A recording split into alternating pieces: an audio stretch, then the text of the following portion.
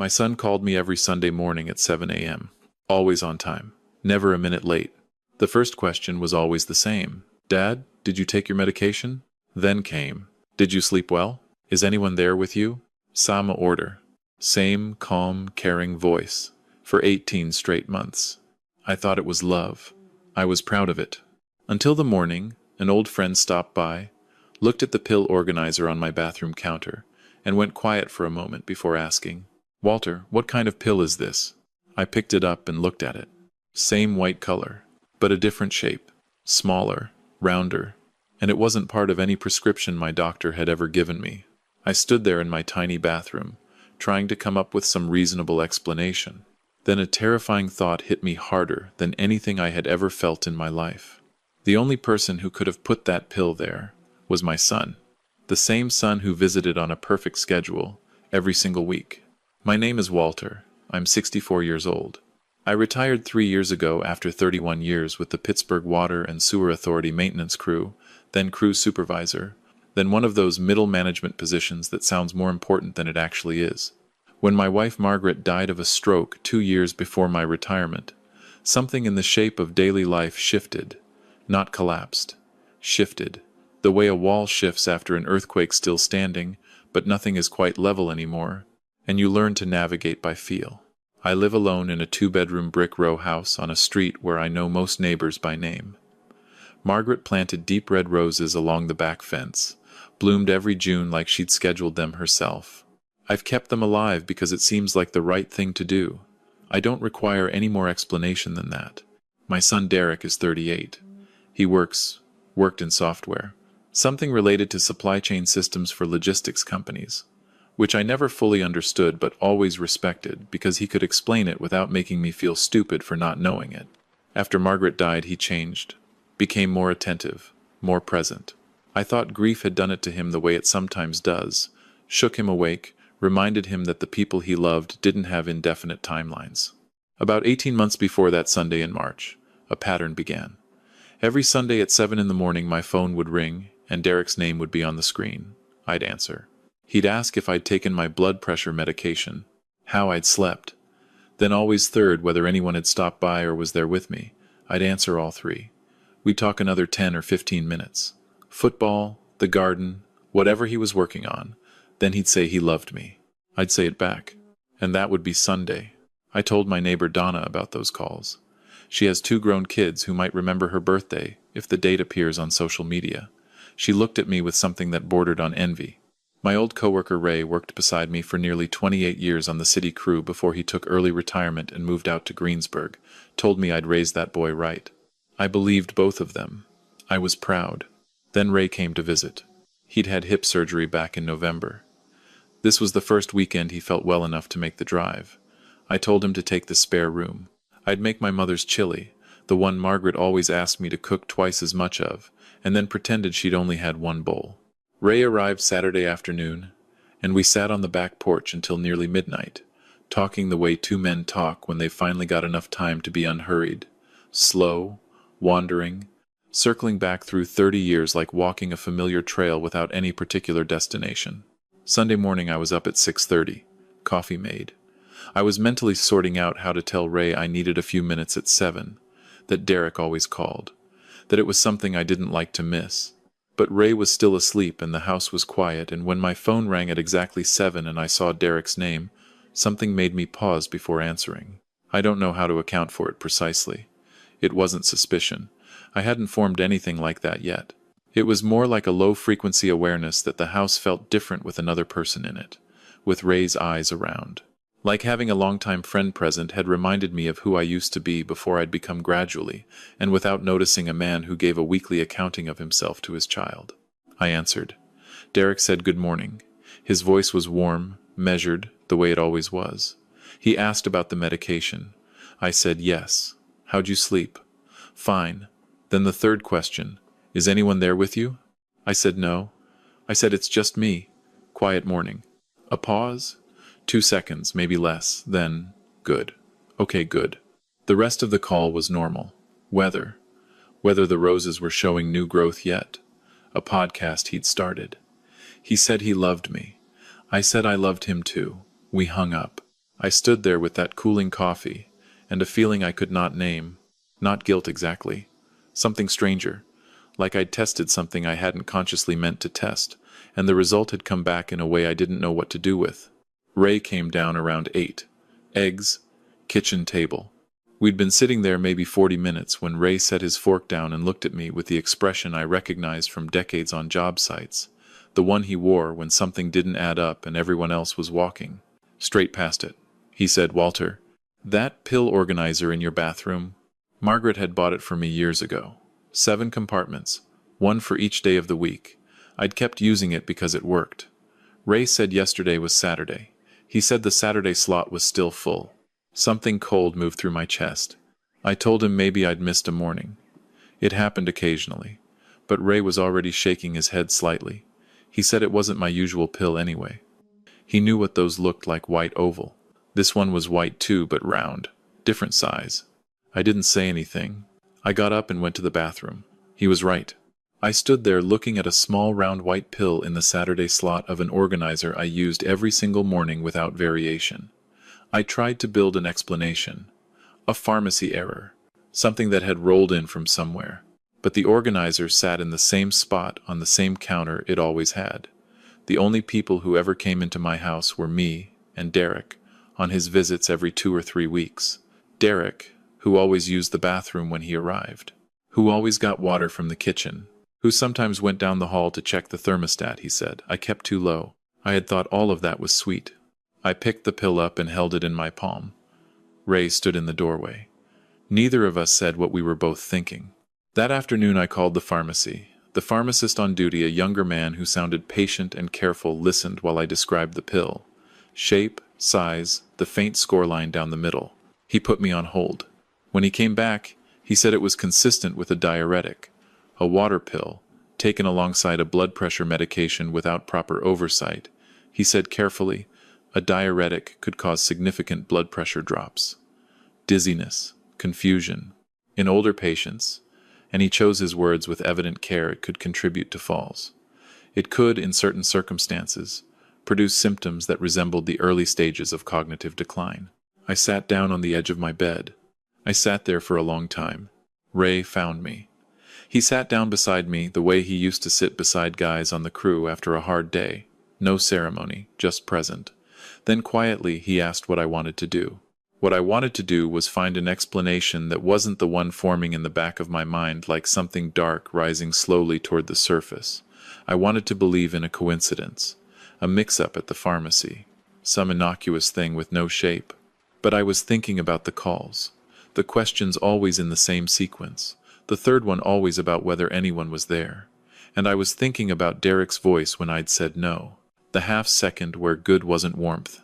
It was the sound of confirmed variables. I thought about all the Sundays I'd told the truth. No, just me, nobody's been by.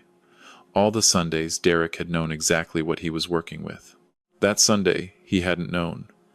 I had lied, and nothing had happened. Ray slept in the spare room that night. I didn't sleep at all. I sat in the kitchen going backward through 18 months of Sunday calls, looking for the moment something had shifted. And I found something, or thought I did.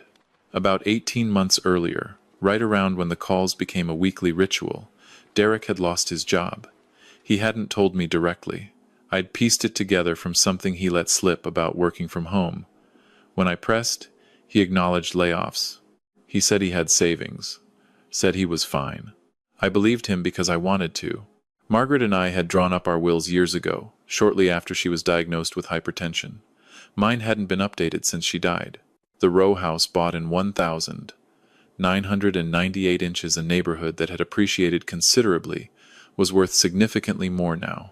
Add the pension, the savings account we'd built over 3 decades together, and there was more there than I'd ever stopped to actually calculate. I had never thought of any of it as something someone might look at from the outside and see as an emergency exit, as a way out. I thought about it now, at 2 in the morning, alone in that kitchen. It felt different. Monday, I called Dr. Chen. She's my physician, direct, thorough, not given to alarm or to false reassurance. She asked me to come in that afternoon with every medication in the house. She ran blood work. She sent the round pill to a lab. The immediate results were not encouraging. My potassium levels were low. Not critically, but consistently in a way she said could account for the fatigue I'd been reporting for months. The heaviness in the mornings. The dizziness when I stood up too fast. I'd mentioned all of this at a checkup the previous fall. We'd attributed it to age, to the long adjustment of retirement. We'd agreed to keep an eye on it. She looked at me now and asked, very quietly, whether anyone else had been managing my medications or had access to them. I drove home and sat in my car in the driveway for 20 minutes before I could go inside. I want to be honest with you here, because I think this part matters. If Ray hadn't been there that weekend, not just to notice the pill, but to be a second person in the room when I had to start saying what I was beginning to understand out loud, I don't know what I would have done. There are things that stay abstract as long as you're alone with them. Ray made it real. He made it something I couldn't walk back into calling by a different name. Derek called on Tuesday, a midweek check-in, the kind he did occasionally. I answered from the kitchen table, looking out at Margaret's roses, and listened to him sound completely normal. He mentioned driving up Saturday for lunch if I was around. Come up, I told him. Noon works fine. After we hung up, I called Ray. He asked if I'd thought about going to the police. I told him I'd thought about almost nothing else for 3 days. But I also told him that the person I was thinking about reporting was my son, the only child Margaret and I had. The boy who, at 11 years old, had spent a whole weekend taking apart and reassembling a broken bird feeder in the garage, just to prove to himself he could fix it. The young man who had stood at his mother's grave in the November cold and held my hand without a word, because he understood that silence was the only thing that fit that moment. Ray said, I know, but that doesn't change what was in that organizer. He was right. He was completely right. But I needed to understand more before I acted. I needed to know how far it had gone, whether I was seeing clearly or building something terrible out of fragments that didn't fit together the way I was forcing them to fit. Saturday, Derek arrived at 11:40. Jacket half unzipped, slightly rushed, the same way he'd looked since he was a teenager who could never quite manage to be fully on time. He hugged me in the entryway and asked how I was feeling. Really good, I told him. Actually good. What he didn't know. I had removed the pill organizer from the bathroom 2 days earlier and replaced it with an identical one bought new, stocked entirely with my verified, correct medication. I had also, at Ray's suggestion, bought a small camera. The kind sold for watching pets when you're away from home. Ray had driven up Thursday to help me position it, angled through the partially open closet door toward the hallway.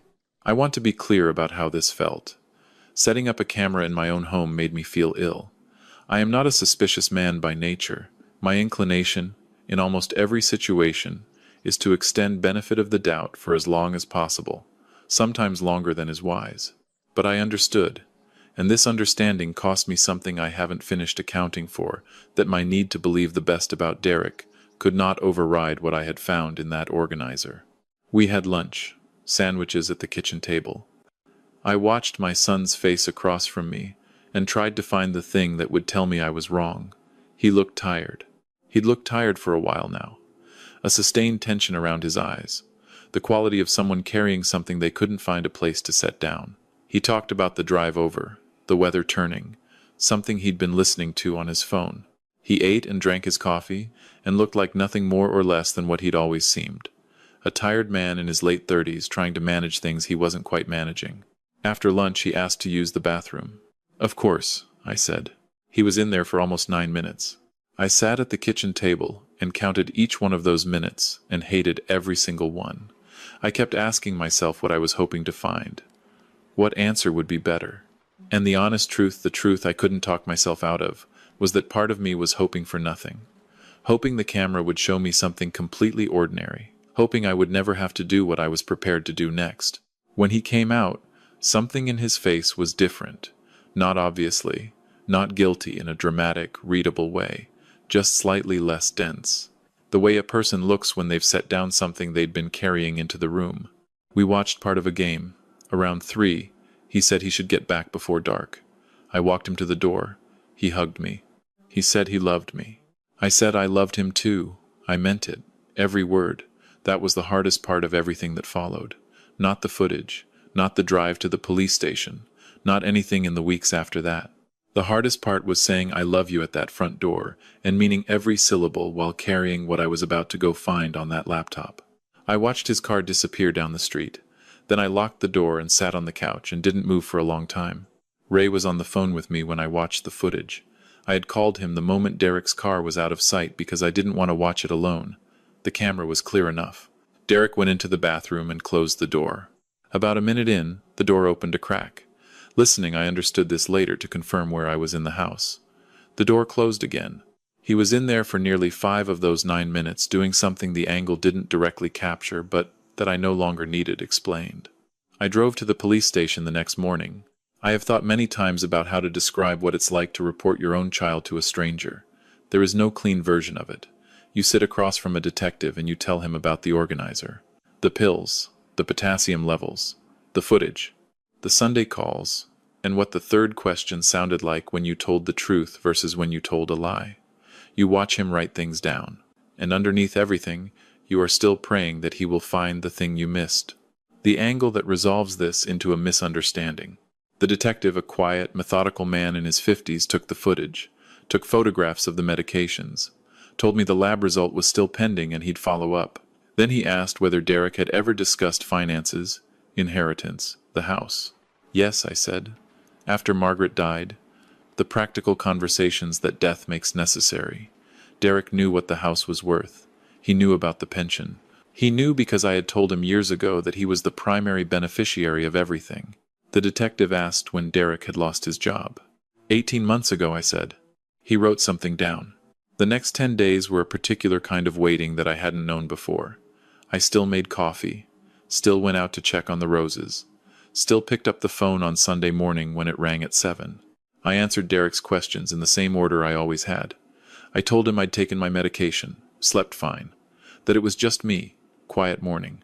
He said, good, okay, good. And I sat with that word in my chest like a stone I couldn't put down. The detective called on a Thursday afternoon, 11 days in. The lab had confirmed it. A diuretic, not prescribed to me, incompatible with my existing medication without physician supervision. The detective then relayed, in the careful, neutral register of someone conveying documented facts, what he'd found about Derek's finances. Savings nearly gone. Back rent on his apartment. A personal loan from 8 months earlier. Credit card balances growing since the layoffs. And then he paused the way people pause before the sentence that changes the shape of everything around it, and told me that 3 months ago, Derek had contacted an insurance agency to inquire about adding a life insurance policy for a parent. The process had never been completed, but the inquiry was documented. I thanked the detective. I put the phone down on the kitchen counter. I looked out the window above the sink at Margaret's roses. I thought about my wife. I thought about how she used to say that Derek had always carried more than he needed to, that even as a small boy, he had this need to manage outcomes to account for every variable before they could catch him unprepared. She said it with love, the way you name something in a child not to diminish them, but to see them honestly. I wondered whether she would have seen this coming. I thought probably, somewhere in the quiet back part of herself, she might have been afraid of it. 2 days later, Derek was brought in for questioning. I was not there. The detective advised me to stay home. I sat in the kitchen and I waited.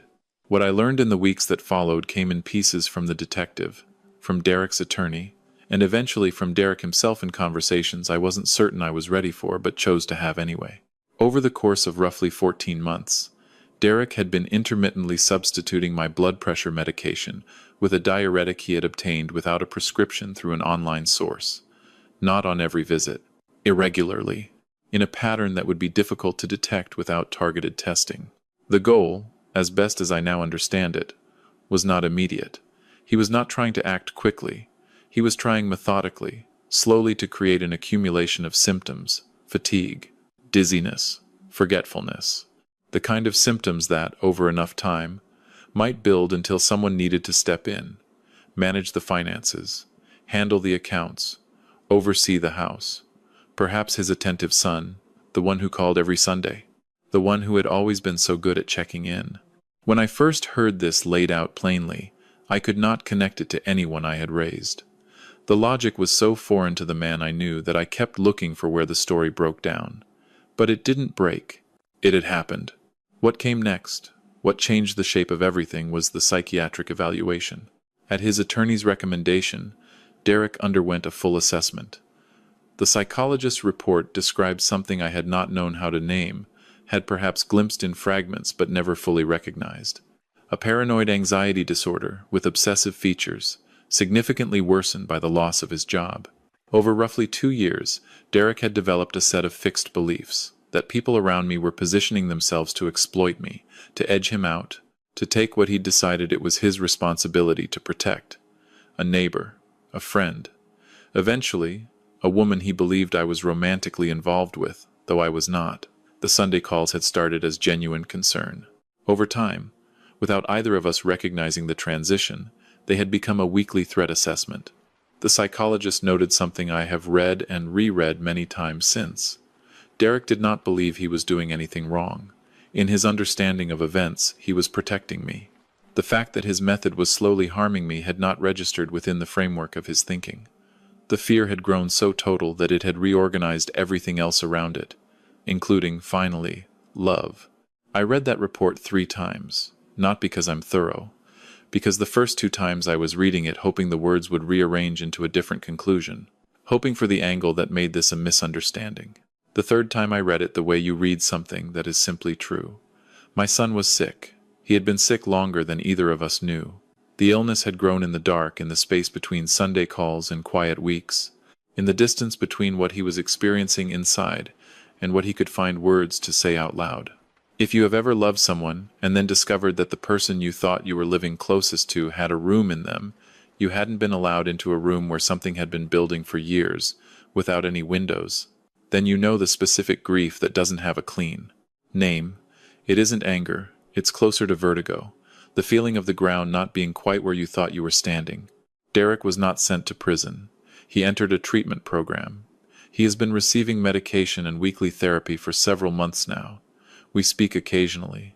The calls are short and careful, in a way that is nothing like the easy rhythm we had before. There is damage between us that I don't know how to calculate, and am not trying to rush. There are things I trusted that I cannot simply trust again. Not yet. I don't think honesty requires pretending otherwise. But I also know this. When Derek asked me every Sunday how I was sleeping, part of that question was real. When he stood at Margaret's grave in the November cold and held my hand without a word, that was entirely real. The illness didn't make him a stranger to me. It made him a person I hadn't fully seen, which is a different thing, and in some ways harder to hold. Ray drives up from Greensburg more often now. He was there the afternoon I cleaned out the bathroom cabinet and, for the first time since Margaret died, spent a real hour understanding what every pill I was taking was for what it did, what it was supposed to do, what it would be wrong to take alongside it. He sat at my kitchen table with a cup of my coffee and didn't make it sentimental. That's what 28 years of friendship looks like when you actually need it. It doesn't require decoration to work. Dr. Chen adjusted my medication after reviewing the blood work from the months of substitution. She said the effects were, in the long run, reversible. She said she was glad we'd caught it when we did. She used the word caught, the way you use a word when you know the alternative but are choosing not to say it out loud. Some nights, I sit on the back porch and think about how close it was. Not just physically, though, it was close that way, too. Closer than I like to dwell on, but close in the way of living beside something for a year and a half, and calling it by a different name. I called it love because that's what I was seeing, and what I wanted to see. A son who called every Sunday to ask how I was doing. That was real. It was just threaded through with something else. I couldn't see the way a rope can be fraying from the inside while it still holds your weight. There is something this story keeps teaching me that I didn't expect. It isn't be suspicious of the people who love you.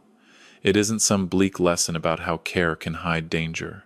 The lesson is about attention, about the places where you've been paying selective attention, choosing the data points that confirm the story you've already decided you're living in. I had been doing that for 18 months. The fatigue I explained away. The dizziness I attributed to age. The half-second pause in a phone call that registered somewhere in me long before I had words for it. The morning I lied. Something quieter and more honest than my conscious mind took over. It gave the situation a different input to see what would happen. It heard the answer it got, and it started paying attention in a way I hadn't let myself before. I think a lot of people are living next to something they can feel but haven't named yet. Something sitting inside of routine, inside of care, inside of the small daily things that are supposed to be simple. The truest thing you can do when you notice it, that low-grade wrongness you can't quite articulate, is not to explain it away too fast. Give it room to become legible. Pay attention to what doesn't add up, not with paranoia, with honesty. And if there is one practical thing I want to leave you with, it's this. Know what is in your medication. Know what each one does, what it interacts with, what it shouldn't be combined with. Not because someone in your life is necessarily doing what Derek did, but because it's your body, and that knowledge belongs to you. If someone you love is managing your medication, and you couldn't describe what you take and why, have that conversation with your doctor today. This week, the question I'll leave you sitting with: is there somewhere in your life where you've been choosing the comfortable interpretation over the honest one, where something small has been adding up that you haven't let yourself total? Now I want to hear from you. Drop a 1 inch the comments if you think Walter made the right call going to the police. A 2 if you think he should have confronted Derek directly first. A 3 if you genuinely don't know, because that is the most honest answer and there's no shame in it. And tell me where you're watching from and what time it is there, because these stories reach people in places I never expected, and that matters to me more than I can explain. Have you ever lived beside something you could sense but couldn't name? Have you ever told a small, off-the-cuff lie and found out later that it protected you in ways you never intended? If stories like this one mean something to you, stories built around real human complexity, without easy villains or simple answers, then subscribe. I put out new videos every week, and every single one is built around the same principle: the truth of how people actually live, and what we do when we realize we've been seeing things wrong. Hit that button. It costs you nothing and it means everything. This is a fictional story inspired by real emotional experiences, fully rewritten and reimagined in Pittsburgh, Pennsylvania to create original content. Any resemblance to real people or events is coincidental.